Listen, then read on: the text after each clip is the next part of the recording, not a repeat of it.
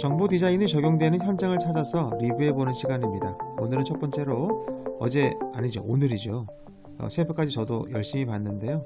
대통령 선거 개표 방송에서 배우는 정보 디자인을 한번 알아보도록 하겠습니다. 몇 년 전에 이번 대선의 승자는 SBS다 라고 해서 외국 언론이 크게 보도한 적이 있었습니다.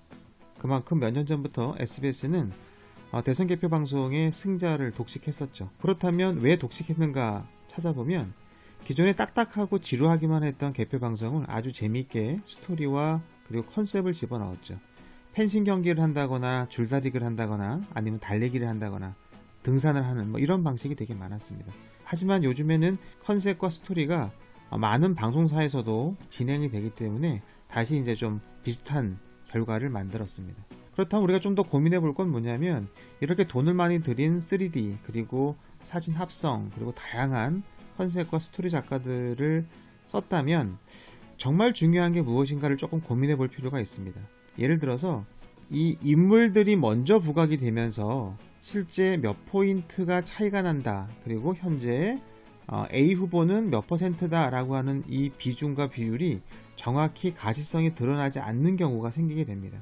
어쩌면 우리가 진짜 놓치지 말아야 할 것이 아마도 시청자가 바라보는 무엇을 더 중요시 여기는가에 대한 포인트는 늘 가져가야 된다고 생각을 합니다.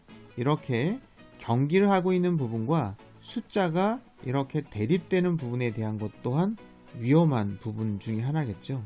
그래서 오히려 이렇게 되게 산만하게 보이는 부분이 이성적인 유권자 그리고 이성적인 판단과 논리를 되게 중요시 여기는 청중과 고객 입장에서는 되게 불편할 수도 있다는 생각 가져봐야 할 정보 디자인의 법칙 중에 하나가 됩니다. 두 번째는 디자인이라고 하는 것은 말 그대로 이쁘게 만든다는 것이 아니라 무엇을 기획하다, 전개하다, 발전을 시키다 이런 식의 뜻을 갖고 있죠. 예전에 미국 대선 개표 중간 결과를 봤을 때 대부분 이렇게 지도 위에다가 각 주별로 거기에 데이터를 집어넣었어요. 근데 콜로라도라든가 와이오밍, 네바다, 멕시코 이런 데는 잘 보이잖아요. 여기 보니까 뉴욕부터 시작해서 버몬트, 그죠? 뉴저지, 그리고 워싱턴 DC 어때요? 계속 이렇게 라인 빼기를 해서 겨우겨우 숫자를 기록해야만 보일 수 있습니다. 여기서의 문제는 고민은 잘 보이는가, 잘 읽히는가에 대한 답을 좀 찾아볼 필요가 있는 거죠. 그래서 누구는 이렇게 만들지만 또 누구는 이렇게 만듭니다.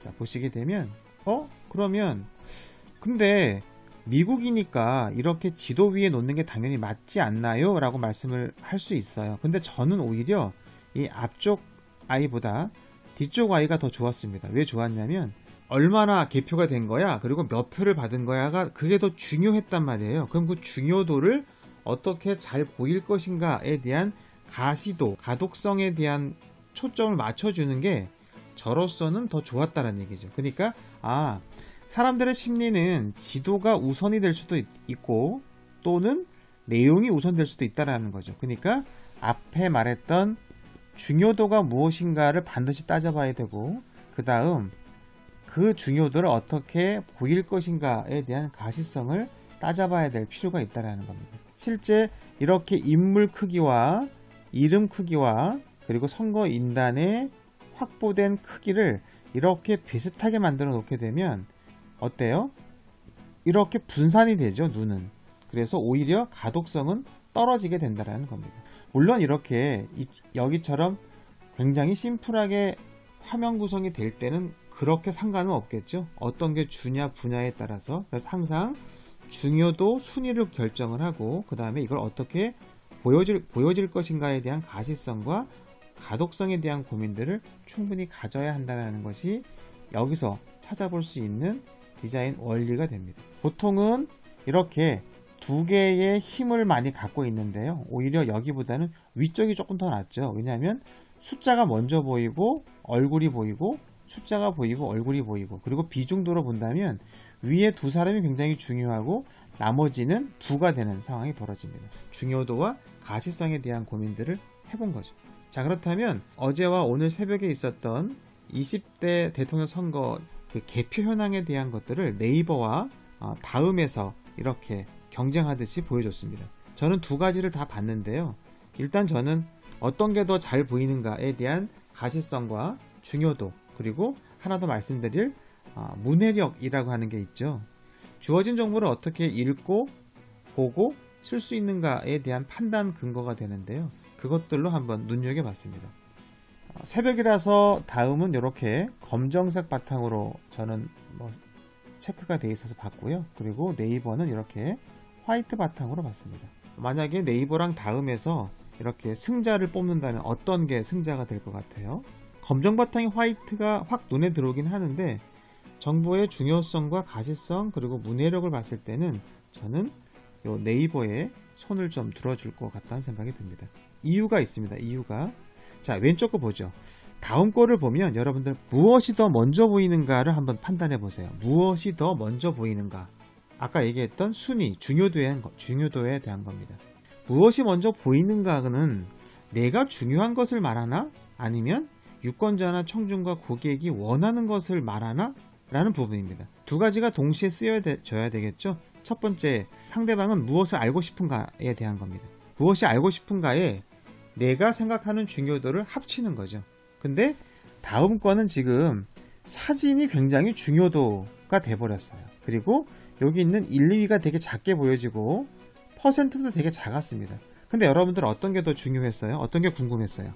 저는 현재 개표율이 얼마큼 되고 그 다음 박빙을 하고 있는 두 후보가 얼마나 표를 얻은 거야, 이 두 개 가지가 되게 중요했거든요. 저한테는 그것들이 먼저 보이는 게 전 좋다고 생각이 들었어요. 그거에 대해서 응답을 잘한 건 네이버 쪽이라는 거죠. 전국 개표율을 바로 먼저 보여주고요. 그 옆에 이렇게 조그맣게 세로 고침을 누르게 만들어 놨죠. 저는 계속 눌렀는데 알고 보니까 이 밑에도 있었는데 바로 옆에 있으니까 누르게 되더라고요. 그렇죠? 그래서 전국 개표율이 되는구나. 자, 제가 왜 눌렀을까요? 밑에 요 두 개의 숫자를 보고 싶었기 때문에 그렇다는 거죠. 저는 우선순위가 어떻게 된 거냐면 딱 들어가자마자 전국 개표율이 보였고요. 그 다음 1, 2위가 누구야? 라고 해서 이쪽과 이쪽이 보인 거죠. 그 다음 몇 %야? 라고 해서 숫자가 크게 보이면서 동시다발적으로 밑에 방의 색깔이 이렇게 누적막대 그래프로 보였죠. 자, 여기서도 포인트가 있는 건 상대방이 내가 주는 정보를 빠르게 읽고 판단하고 이해하기 위한 문해력을 증가시키려면 그들만의 문제는 아니라는 거죠. 주어지는 정보를 어떻게 잘 전달하는가가 되게 포인트가 됩니다. 오른쪽에 있는 네이버는 누적막대를 써서 양쪽의 대결 구도로 보여줬고요. 물론 다음도 대결 구도로 보여줬지만 어때요? 세로 막대 그래프를 옆으로 붙이면서 위로 올렸단 말이에요. 그러다 보니까 여기서 정확한 비교표가 잘 나오질 않아요. 막대 그래프도 대결 구도지만 누적 막대 그래프가 양옆으로 훨씬 더 비교 대결 구도를 잘 만들기 때문에 데이터 시각화나 인포그래픽 그리고 여러분의 보고 제한 발표에 쓰이는 것이 훨씬 더 매력적이라는 것도 기억해 두시면 됩니다. 자, 이제 그러면 네이버에 제가 손을 들어줬으니 네이버가 어떻게 펼쳤는지를 한번 보겠습니다.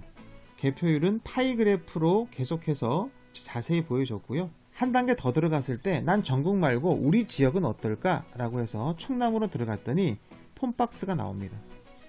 충남 들어갔는데 쫙 펼쳐지면 어떻게 될까요? 그러면 그게 좋을 수도 있으나 요 밑에 있는 정보가 유지가 되면서 내가 알아서 선택해서 정보를 봤으면 좋겠다라고 생각을 했어요. 그래서 그거를 화답이라도 하듯이 이렇게 폼박스를 눌러서 내가 원하는 지역으로 들어가서 개표 현황을 볼 수 있었다라는 거죠. 후보자 말고 전체 지역별로 보고 싶어 라고 했을 때 전체 지역 여기 있죠. 여기 전체 지역별로 누르면 이렇게 나옵니다. 지도를 우리가 만들어서 이렇게 깨지지 않게 만드는 방법은 제가 알려드린 적이 있어요. 그래서 SVG 파일을 가지고 벡터 이미지로 사용한다. 자, 거기서 그러면 어떻게 사용할 것인가에 대한 답을 좀 주고 있죠. 일단 제주도는 지금 위치가 다르기 때문에 원래 밑에 있기 때문에 너무 공간을 많이 차지하니까 별도로 뺐죠. 그리고 여기 살짝 보시면 이렇게 테두리 표시를 했습니다. 이 지역이 이 위치가 아니란 얘기죠. 어떻게 보여줘야 할 것인가, 어떻게 사람들이 빨리 이해하고 가독성을 갖고 그리고 문해력을 증가시킬 수 있을까를 고민해 봤더니 당의 색깔로 구별을 하자. 현재 이기고 있는 당의 색깔로 구별을 하자. 그러면 훨씬 더 많이 이기고 있는 거와 덜 이기고 있는 건 어떻게 구별을 해? 라고 했을 때 여기 보시게 되면 세 개의 컬러의 농도를 가지고 조절을 했다라는 거죠. 많이 쓰는 방법이죠. 지도에서 어떤 게 더 중요한가를 1차, 2차, 3차로 구분을 하는 거죠. 만약에 회색은 뭐예요? 관계 없음이죠. 회색, 그 다음 당의 색깔, 그 다음에 당의 색깔에 진한 것들을 조절을 한다 생각하시면 됩니다. 그러니까 투명도가 계속 달라진다라고 생각하시면 되겠죠. 소트 아니면 뎁스를 계속 들어가면서 사람들이 어떻게 지각 동선을 가지고 볼 것인가를 고민해서 결과를 만들고 데이터를 뿌리게 된다는 거 기억하시면 됩니다. 이해되시죠? 자, 그러면 한번 우리 정리를 해볼게요. 정보 디자인이라고 하는 것을 이쁘게 만드는 것이 아니라 정보를 기획하고 설계하고 배치하고 그리고 사람들이 이해할 수 있게끔 전달한다라는 그 전체의 과정이라고 봤을 때 첫 번째 꼭 해야 할 순서는 상대는 어디에 관심을 두고 있는가입니다. 그러니까 무엇을 보고 싶어 하는가에 대한 거죠. 만약에 대표님이 결과를 보고 싶은데 김대리가 자꾸 과정을 보여주면 어떻게 해야 되죠? 맞거나 그죠? 맞거나 아니면 혼나겠죠. 이렇게 말하죠. 그러니까 결론이 뭐야가 되는 거죠. 대선 투표에 대한 개표 방송에서 유권자들은 그래서 1등이 누구야를 알고 싶어 할 거고요. 그리고 1, 2등 차이가 얼마나 돼? 현재 전체 개표, 전국 개표량은 몇 %야를 알고 싶었잖아요. 그러니까 그 관심에 대한 척도를 반드시 기억할 것. 이것은 실체화 과정이라 그래서요. 상대방처럼 내가 돼보는 거예요. 내가 유권자라면, 내가 청중이라면, 내가 고객이라면. 그렇죠? 그래서 랭킹이 중요합니다. 그 다음 두 번째, 내가 알리고 싶었던, 내가 전문가, 내가 실무자, 내가 방송국, 내가 미디어로서 꼭 알리고 싶은 중요도를 여기에 묻어내면 된다는 거 꼭 기억하세요. 두 번째는 가시성에 대한 겁니다. 그러니까 보이는가에 대한 거죠. 가시성, 가독성이라고 그러는데 가독성은 잘 읽히는 거, 그죠? 가시성은 잘 구별되어 보이는 것입니다. 색깔이 희미한다거나 크기가 별로 차이가 안 난다거나 이런 것들은 전부 다 잘 보이지 않는 거죠. 무엇을 보여줄 것인가 그리고 상대방 쪽에서는 무엇이 보이는가에 대한 포인트가 중요합니다. 중요도가 대중소, 강약으로 되어 있어서 이렇게 중요도가 흘러가면 되게 좋아요. 뭐 먼저 보고 그 다음 이거 보고 그 다음 이거 보게끔 유도하는 거죠. 유도장치. 지각동선이 흐르는가도 확인해 보시면 좋습니다. 첫 번째 순위, 랭킹, 두 번째 가시성, 그리고 세 번째 마지막은 바로 문해력, 말씀드렸던 리터러시 능력입니다. 보통 사람들은 내가 리터러시 능력이 없어서 부족해서 잘 읽지 못해 이해가 어려워 라고 주장하지만 저는 좀 반반입니다. 반은 뭐냐면 나도 필요해요. 문해력에 대한 깊이가. 나한테 정보를 전달하는 전달자도 그 능력이 있어야 돼요. 왜? 그러니까 문해력이 있어야 문해력을 적게 가진 사람도 이해하기 쉽게 만들 수 있겠죠. 주는 사람과 받는 사람이 전부 다 문해력이 필요하다라는 거. 그래서 진짜 읽을 수 있는가, 아주 빠르게 이해가 되고 그리고 내가 전달하려고 하는 이 속성과 깊이와 마음을 다 알고 있는가, 알 수 있는가에 대한 차이를 판단해야 됩니다. 이번 대통령 선거 개표 방송에서 배우는 정보 디자인 룰은 세 가지를 말씀드렸습니다. 정보의 순위를 정하라. 그리고 두 번째, 정보의 가시성을 확보하라. 세 번째, 정보의 문해력을 높여라 였습니다. 자, 오늘 정보 디자인 룰은 여기까지입니다. 감사합니다.